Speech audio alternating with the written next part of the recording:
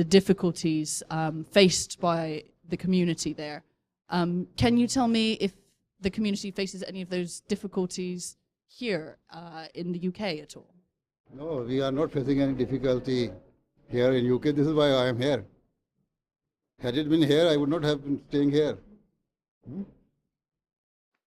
We had to leave because, this country is the country where there is a freedom of religion. But in Pakistan,